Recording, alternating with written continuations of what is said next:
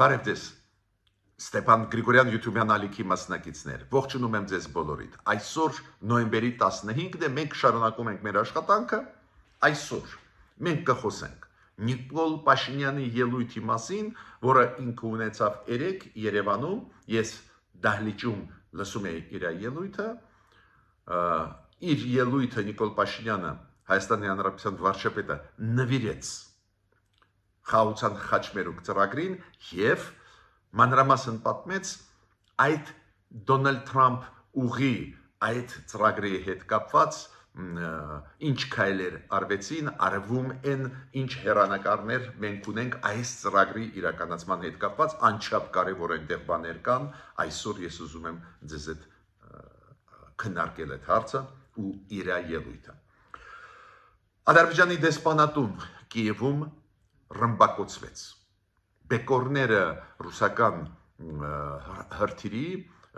Իսկանդեր հրթիռի ընկան այդ շենքի վրա Ադրբեջանի դեսպանատան։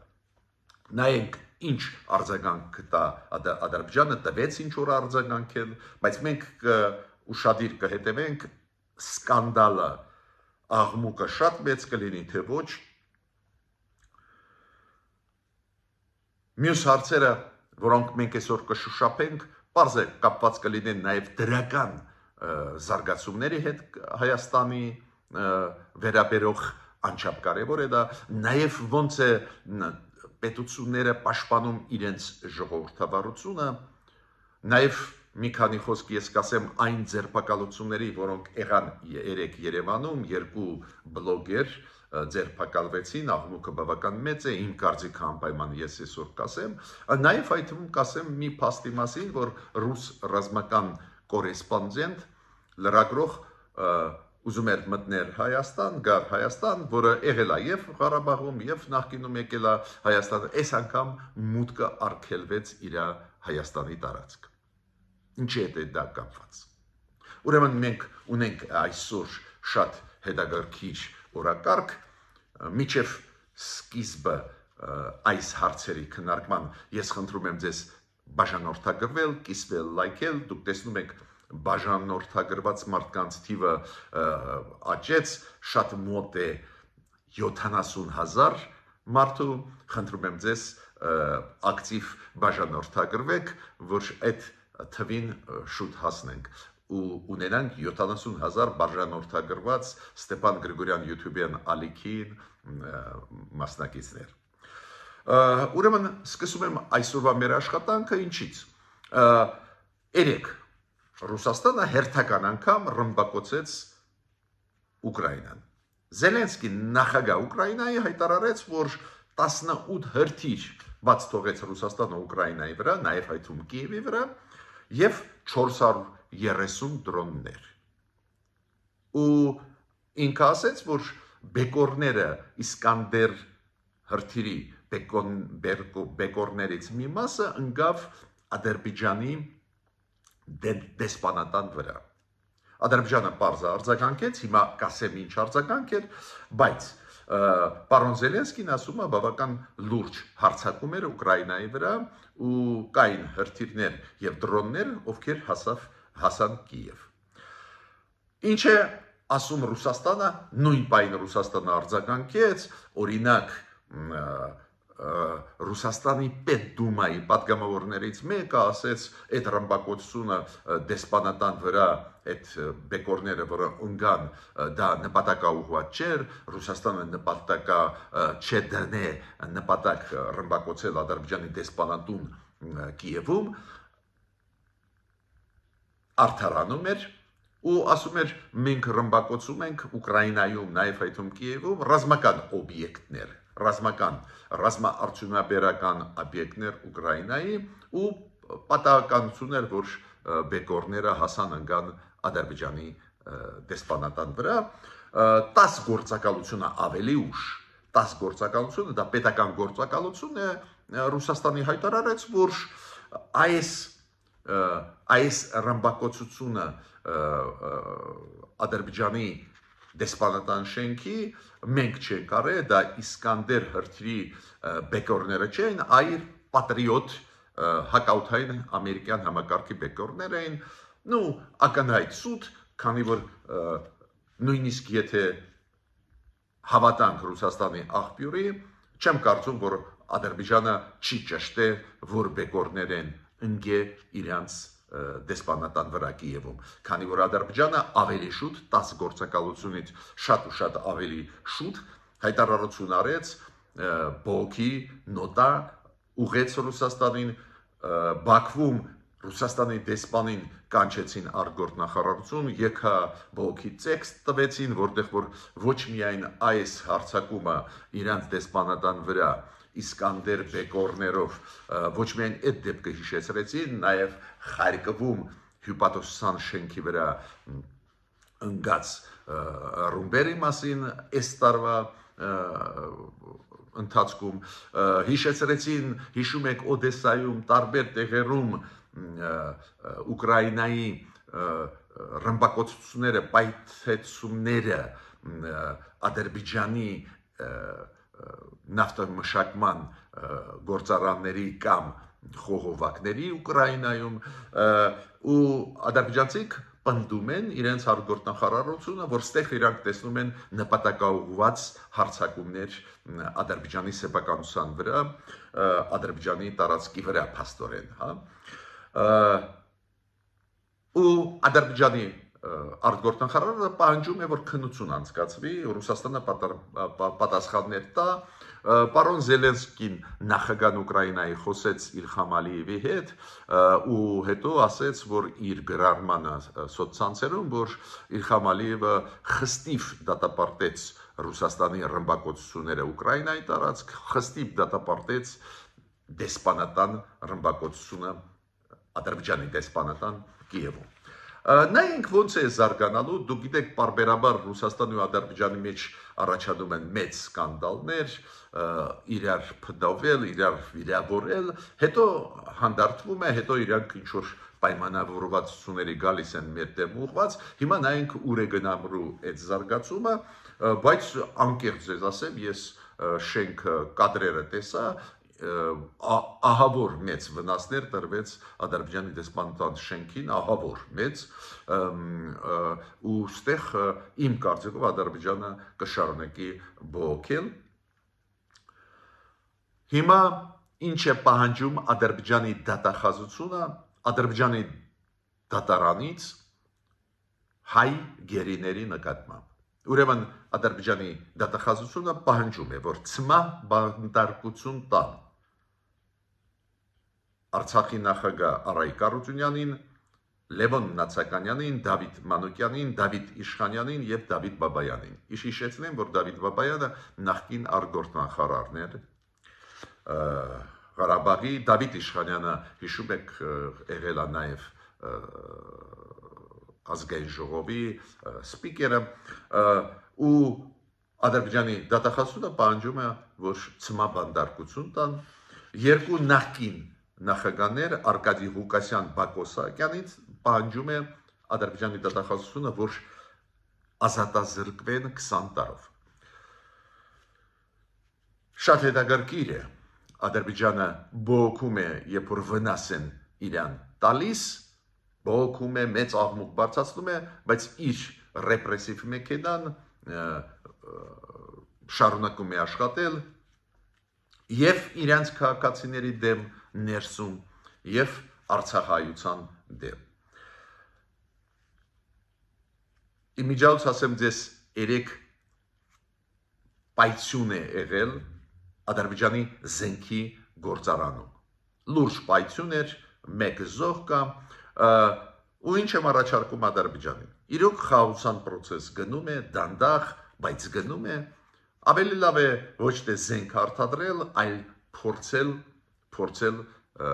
նոր ծրագրեր իրականացնել, նաև այդում Հայաստանի հետ, հենց խաղաղության այդ ծրագրի շրջանակներում։ Առաջարկում եմ իրոք ազատ արձակել գերիներին, գիտեք, դա կտրուկ կփոխի մթնոլորտը մեր երկու երկրների միջև։ Իմ կարծիքով ավելի ճիշտ է շարժվել խաղաղության օրակարգով, այլ ոչ թե, ասենք, ցմահ բանտարկություն պահանջել կապված գերիների հետ գտնվող Բաքվի բանտերում։ Հիմա ուզում եմ անդրադառնալ Նիկոլ Փաշինյանի ելույթին, որը ինքը ունեցավ 3 Երևանում, այս միջոցառումը միջազգային կոնֆերանսը կազմակերպել են Ադենաուր հիմնադրամը, դուք գիտեք, պարոն Ադենաուրը ինքը նախկին Գերմանիայի նախագահն էր ու մեծ դեր խաղաց Գերմանիայի զարգացման process-ում երկրորդ համաշխարհային պատերազմից հետո, ու այդ ֆոնդը հիմնադրամը գերմանական ճանաչված հիմնադրամ է, որը անցկացրեց ՔՊ-ի հետ, քաղաքապայմանագրի կուսակցության հետ, իրանք գործընկեր են այդ հիմնադրամի Ադենաուր, անցկացրեցին մեծ ֆորում երեք, շատ հետաքրքիր միջազգային ֆորում, խաղաղության խաչմերուկին նվիրված, այդ ապաշրջափակման, համագործակցություն տարածաշրջանում, ու Հայաստանը այդ ուղղությամբ մեծ քայլեր է անում, մեսիջներ է ուղարկում եւ հարևաններին, եւ աշխարհին, ես դա միայն ողջունում եմ, ու այդ ֆորումին նաեւ հրավիրված է Նիկոլ Փաշինյանը, վարչապետը Հայաստանի, որը ելույթ ունեցավ։ Գիտեք, ինձ համար շատ կարևոր էր այդ ելույթում, որ քաղաքական գրեթե բաղադրիչներ չկային, այս շատ կոնկրետ ինքը պատասխանեց շատ ու շատ հարցերին, որոնք մենք ունեինք իր ելույթով։ Ինքը ասեց TRIP ծրագրի մասին, ինքը ասեց նաև Հյուսիսարավ ծրագրի մասին, պարզը կենտրոնացված էր TRIP ծրագրի, այդ Դոնալդ Տրամփ ուղի ծրագրի վրա, բայց նաև ասեց Հյուսիսարավը ոնց է զարգանում, դուք գիտեք Հյուսիսարավ այդ ճանապարհը կառուցվում է, իրոք հիմա թափով աշխատանքները գնում են, նաև այդ թվում Ագարակ Քաջարան հատվածում, նաև այդ թվում Գյումրի հատվածը գրեթե ավարտական փուլում է, բայց TRIP ծրագրի հետ կապված շատ կարևոր է հասկանալ ինչ վիճակում է, ու պարզվում է, որ Միացյալ Նահանգներում լուրջ քննարկում է գնում այդ իրավական բազան ստեղծելու, ու հիմա այդ աշխատանքը գնում է, որ ինչ որ ժամանակ հետո ստեղծվի հայ-ամերիկյան ընկերություն այդ իրավական բազայի վրա, նույնիսկ Նիկոլ Փաշինյանը ասեց, որն է լինելու այդ իրավական բազան, նյուանսների մասին խոսեց, ես հիմա չեմ ծավալվի այդ հարցով, ուղղակի ինձ համար շատ կարևոր է, որ մեզ պատմեցին ինչ վիճակում է գտնվում այդ ծրագիրը, քանի որ իրականացում է այդ ծրագրի ամերիկացիների հետ,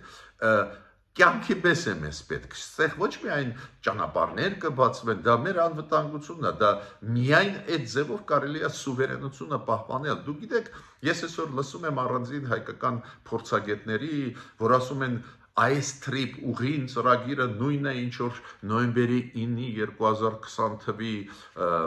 փաստաթուղթը, գիտեք, անհեթեթություններ։ Նոյեմբերի 9-ի 2020 թվականի փաստաթուղթի 9-րդ կետում գրված է, որ այս ճանապարհում պետք է շարվեն ռուս սահմանապահները, որ Հայաստանը ընդհանրապես հարավում բացվող ճանապարհների, նաև երկաթգծի հետ ոչ մի կապ չունի, ուղղակի կողքից նայում է։ Ռուսաստանի սահմանապահները, եթե վերահսկեն այդ ճանապարհը, նույնպես ոնց վերահսկում են Լաչինի ճանապարհը, իբր վերահսկում են, հետո տվեցին, դուք գիտեք անձանից լավ։ Դա լուրջ վտանգ է, ու ասում են, չէ, այդ նույնը ինչ որ Տրամփ ուղին է, բայց Տրամփ ուղին շատ լուրջ ծրագիր է, որի շրջանակներում հեսա կստեղծվի համատեղ հայ-ամերիկյան ընկերություն, որտեղ որ Հայաստանն ու Ամերիկան կունենան վետոյի իրավունք, ինչ է նշանակում, երբ որ զարգանա այդ ծրագիրը, երբ որ սկսվեն իրականացվել տարբեր առանձին ծրագրեր, երկաթգծի վերականգնում, Մեղրի երկաթգծի մասին է խոսքը, կառուցում նոր գազամուղների, մալուխների, նոր բաներ, երբ որ կառուցվի, նաև ավտոմոբիլային ճանապարհ հարավում Հայաստանի, բայց մի քիչ երկաթգծից դեպի հյուսիս, մի քանի կիլոմետր, այդ ամբողջ process-ում Հայաստանը պահպանում է իր սուվերենությունը, վերահսկողությունը այդ process-ի վրա, այդ ընկերության մեջ վետոյի իրավունք ունենա, ինչ ընդհանուր բան ստեղ կա։ Ու շատ լավ է, որ Նիկոլ Փաշինյանը մանրամասն պատմեց այդ ծրագրի մասին, շատ կարևոր էր, որ ինքը նաև խոսեց, գիտեք ինչի մասին, Պարզ է այդ ընկերությունը երբ որ կստեղծվի ու վաղը պետք է վերականգնվի երկաթգիծը ու Նիկոլ Փաշինյանը ասեց կոնկրետ աշխատանքներ կսկսվեն մյուս տարվա երկրորդ կեսից, կոնկրետ մի բանաձեռագիր ստեղծել ընկերություն, այդ օրենսդրական դաշտը ֆիքսել, ինչ կարող ենք, ինչ կարող չէ, պարզ է շինարարություն չէ, պետք է սկսվի, ինքը ասեց, որ դա կսկսվի մյուս տարվա երկրորդ կեսից, բայց այդ ընկերությունը ամերիկահայկական չի ունենա ինստրումենտներ իրականացնել, ֆինանսավորում կհավաքի ու կսկսվեն տենդերներ, ով կարող է օրինակ երկաթգիծը մեղրիով անցնող վերականգնել, ով կարող է կառուցել գազամուղ Ադրբեջան-Հայաստան։ Իմիջիալոց Նիկոլ Փաշինյանը ասեց, որ Կոպենհագենում, երբ որ իրանք Իլհամ Ալիևի հետ մի ամիս առաջ հանդիպել են, Կոպենհագենում իրանք քննարկել են այդ հարցը, գազամուղ, բարձր վոլտանի էլեկտրոլարեր անցկացնել ու քննարկել են այդ հարցերը ու դա շատ լավ է, որ այդ ընկերությունը, որը դա կիրականացնի, կիմանա, որ ծրագրը պետք է իրականացնել։ Ու այդ ծրագրի հետ կապված տենդերներ պետք է հայտարարվեն։ Այն ընկերությունները, որոնք մասնագիտացված են գազամուղ կառուցել կամ բարձր վոլտանոց այդ էլեկտրալարեր կառուցել տարբեր ընկերություններ են, ուրեմն տենդերներ պետք է հայտարարես, ուրեմն իրենք տենդերում պետք է նայեն ով է, ինչը, ուստեղ ինչն է կարևոր, այն վտանգները չկան, որ մարդիկ ասում են, գիտեք ինչ, այ թուրքերը կգան, կանեն կամ, չգիտեմ, մեկը կանի, որը մեր դեմ է, ասենք, միջազգային հանրությունում, բայց Հայաստանը ունի վետո իրավունք, ինչի մասին է խոսքը, ցանկացած որոշում դա պետք է կոնսենսուսով լինի ամերիկյան կողմի հետ։ Այդ նյուանսները անչափ կարևոր են։ Նաև Նիկոլ Փաշինյանը ասեց, որ իրանք ինչ որ աշխատանքներ տանում են, որ Թուրքիան, որը ուզում է Ղարսից դեպի Նախիջևան նոր երկաթգիծ կառուցի, որ իրանք կենտրոնանան այն երկաթգծի Գյումրի Ղարս, որը կա ու պետք չի մեծ ֆինանսներ ծախսել։ Չգիտեմ, կարձագանքի դրան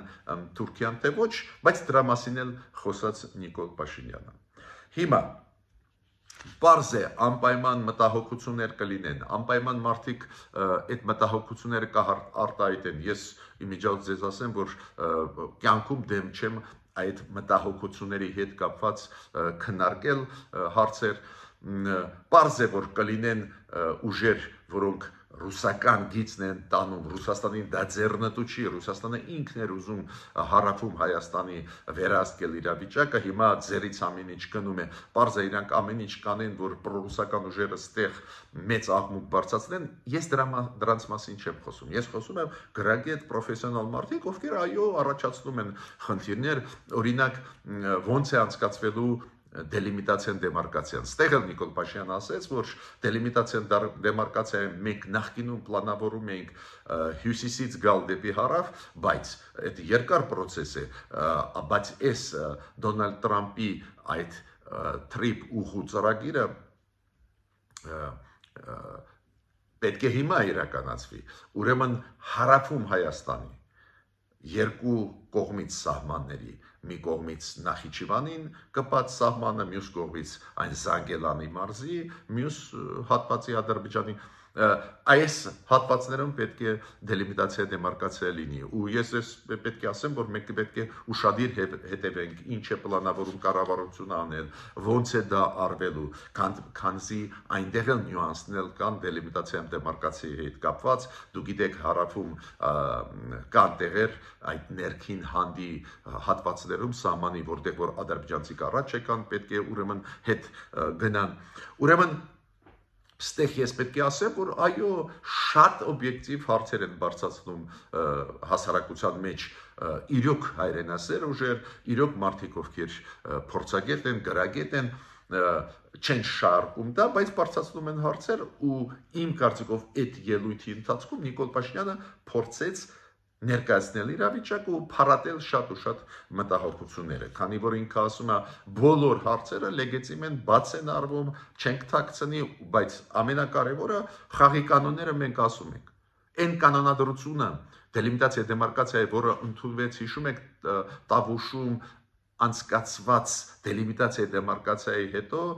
շատ կարևոր փաստաթուղթ է, որը տակ ստորագրեց նաև Իլխամ Ալիևը, Ալբաթոյով շարժվել, ինքը ասում է դրանով մենք կշարժվենք։ Ուրեմն, ստեղ ես ուզում եմ ասել, կարևոր ելույթեր, մեսիջներ ուղղված են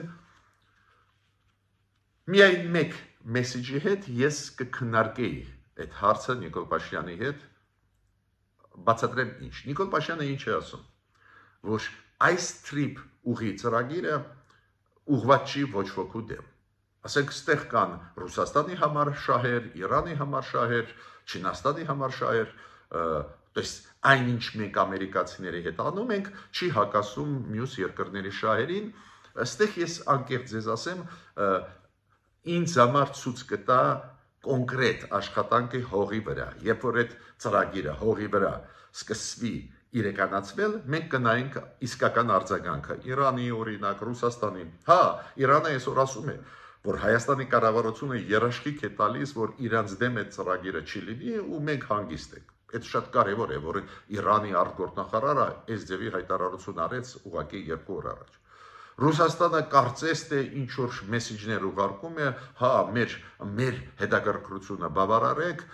ու ինչը եղավ։ Բայց փորձը ցույց է տալիս, օրինակ Ռուսաստանի դեպքում մեկ բան անում են, մյուս այլ բան անում են։ Ոնց Ռուսաստանը Դոնալդ Տրամպին Ալյասկայում ասեց, հարց չկա, մենք պատրաստ ենք քննարկել անվտանգությունը Ուկրաինայի, Դոնալդ Տրամպը հավատաց, դրանից հետո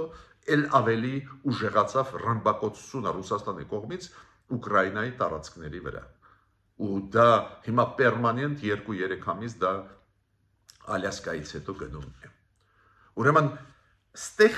այդ լավատեսությունը Նիկոլ Փաշինյանի ես ընդունում եմ միայն վերապահումով։ Որ վերապահում։ Երբ որ մենք սկսենք հողի վրա աշխատել, ծրագրեր իրականացնել, կնայենք ռեակցիան Ռուսաստանի։ Ու հիմա ես ուզում եմ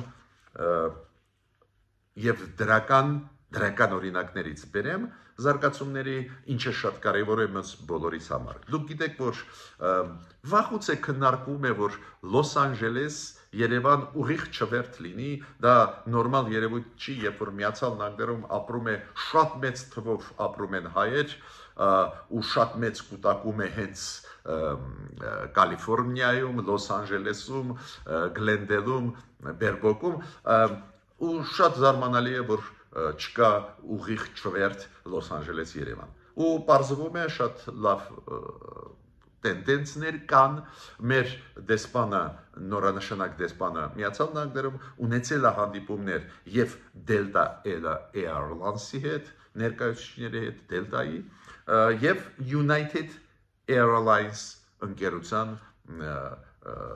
գլխավոր դեմքերի, ովքեր պատասխանատու են այս ձևի հարցերի։ Անչափ կարևոր Հայաստանը պետք է ամեն ինչ անի, որ Միացյալ Նահանգների հետ ուղիղ չվերթային կապ ունենա Լոս Անջելես Երևան։ Ու այդ աշխատանքը տարվում է, մեր հասարակությունը պետք է իմանա։ Գիտեք, ես բավական դրական եմ նայում այն փաստի վրա, որ երեք թույլ չտրվեց, որ ռուս ռազմական լրագրողը, կորեսպոնդենտը ռազմական մտնի Հայաստան։ Չեմ ուզում ասել անունը այդ մարդու, քանի որ կա անմեղության կանխավարկած, կարող է պատահական եղավ, որ մեր պատկան մարմինները, մեր սահմանապահները թույլ չտվեցին իր մուտքը Երևան, ուրեմն ազգանուն բանը չեմ ասի, բայց մեկ բան ուզում եմ ասել, ես այդ դեպքը դիտում եմ այն կոնտեքստով, որ մեզ մոտ ընտրություններն են, մեզ մոտ ընտրական պրոցեսը ռեալ սկսվեց, ես այդքան էլ չեմ խոսում վաղ շաբաթի վաղվա ընտրությունների մասին, ինչքան հիմա խոսում եմ այն ընտրությունների, որոնք պետք է անցնեն Հայաստանում ազգային ժողովի մյուս տարվա հունիսին, այդ կոնտեքստով մենք տեսնում ենք ակտիվացում պրոռուսական ուժերի ներսում Հայաստանի, մենք տեսնում ենք ակտիվացում Ռուսաստանի դրսից, հայտարարություններ, որոնք լարվածությունը մեծացնում են Հայաստանում, ու ես այո չեմ բացառում, ոնց որ Մոլդովայում կարող է լինել, երբ որ Ռուսաստանից լիքը մարդիկ գալիս էին ու փորձում էին ապակայունացնել Մոլդովան ներսից ու ես չեմ բացառում որ կլինեն մարդիկ ովքեր գալու են Ռուսաստանից ապակայունացնելու քանի որ պարզ է գործող այսօրվա իշխանությունների քաղաքականությունը Մոսկվային դուր չի գալիս այդ քաղաքականությունը ուղղված է դիվերսիֆիկացնելու մեր աշխատանքը աշխարհի հետ դիվերսիֆիկացնելու մեր էներգետիկան մեր պարենային անվտանգությունը մեր արտաքին քաղաքականությունը պարզ է Ռուսաստանին դա դուր չի գալիս ու այո ընտրություններին վրա իրանք կուզենան ազդել ու եթե այդ էր պատճառը ինչու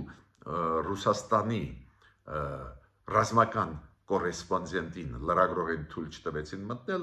կարելի է դա միայն ողջունել։ Նաև շատ դրական է, որ դու գիտեք մեծ աղմուկ էր այդ ծորենի հետ կապված, որը եկավ Ղազախստանից, չգիտես ինչու փորձ է արվում մեզ մոտ վարկաբեկել այս ծորենը եկած Ղազախստանից ու բան չասել այն ծորենի, որը գալիս է Ռուսաստանից ու այն մենաշնորից, որը ծորենի հարցում ունի Ռուսաստանը, դրա մասին չեմ խոսում, բայց փորձում են վարկաբեկել, որ անորակ էր, շատ լավ է, որ մեր պատկան մարմինները ուսումնասիրեցին այդ հարցը, լաբորատոր ուսումնասիրություններ էին, պարզվեց, որ Ղազախստանի ծորենը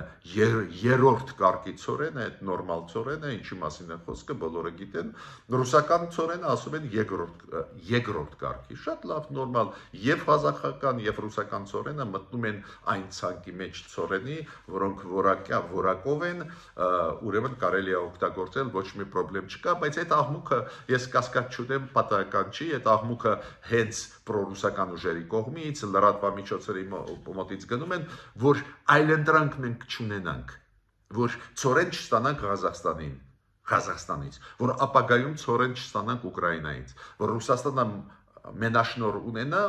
ու վաղը ստիպի Հայաստանին օրինակ հրաժարվել անկախությունից։ Ու մյուսը ինչի մասին ուզում եմ խոսել։ Դու գիտեք, որ անտիֆեյք, հիմա դա կոչվում է իմ նեմ նիմ, այս լրատվամիջոցը podcast-ը ու երկու ակտիվ մասնակիցներ այդ լրատվամիջոցի Վազգեն Սաղաթելյան եւ Նարեկ Սամսոնյան ձերբակալված էին ու հետո դատարանը 2 ամսով իրենց կալանավորեց։ Այս 2 օրվա վերջի 2 օրվա պատմություն է մեծ աղմուկ 2 լրագրող փաստորեն բլոգեր ձերբակալվեցին իրանց մոտ Սերժ Սարգսյանը եղել է, ինչ որ ինտերվյու տվել են, Ալեն Սիմոնյանը արձագանքեց այդ ինտերվյուին ու դրանից հետո Վազգեն Սաղաթելյանը եւ Նարեկ Սամսոնյանը բավական խիստ քննադատեցին Ալեն Սիմոնյանին, բացի քննադատություններից ուղղակի վիրավորական խոսքեր էին, խուլիգանական, ես կասեմ, դրսևորումներ, ցավում եմ, որ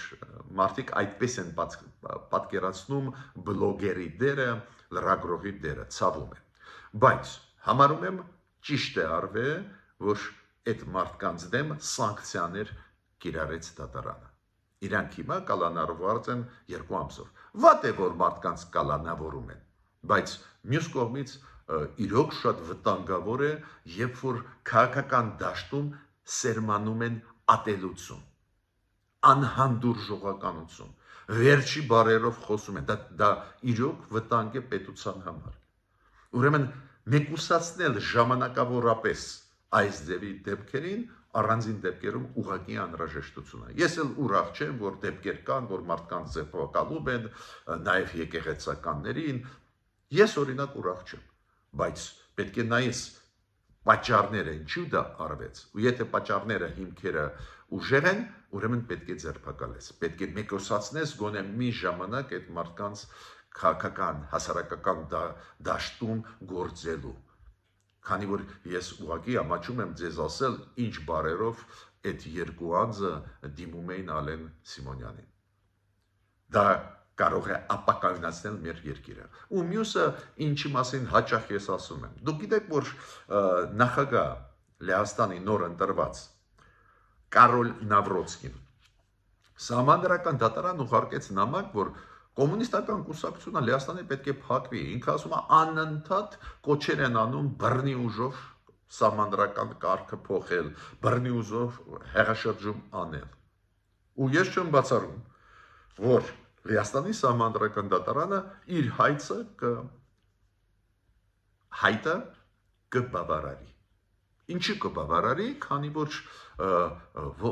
այս ձևի էքստրեմիզմը քաղաքական դաշտում շատ վտանգավոր է ցանկացած պետության համար։ Ի վերջո Լեհաստանը Եվրոմիության ՆԱՏՕ-ի անդամ է, դուք կարող եք ասել ոնց կուսակցությունը փակել։ Հա, բայց եթե կուսակցությունը կոչ է անում հեղաշրջում անել, ուժով լուծել հարցերը, վերացնել գործող կառավարությունը, որը ժողովրդի կողմից ընտրված է։ Ու ես մեկ բան ուզում եմ ասել, վերջի ժամանակներս ես դրական տենդենսներ ստեղ տեսնում եմ, մեր կառավարությունը հասկանում է, որ ինչ որ քայլեր պետք է անել, առանձին էքստրեմիստական տրամադրություն ունեցող քաղաքական գործիչներին, եկեղեցականներին գոնե ժամանակավոր պետք է մեկուսացնել, բայց ելի պետք է աշխատել այդ ուղղությամբ։ Առանձին դեպքերում այո, էքստրեմիստական ծրագրեր ունեցող ուժերը քաղաքական պետք է արգելել, որ մասնակցել ընտրություններին։ Ես ավարտեցի իմ այսօրվա ելույթը, խնդրում եմ բաժանորդագրվել, կիսվել, լայքել, շարունակենք մեր շատ կարևոր աշխատանքը։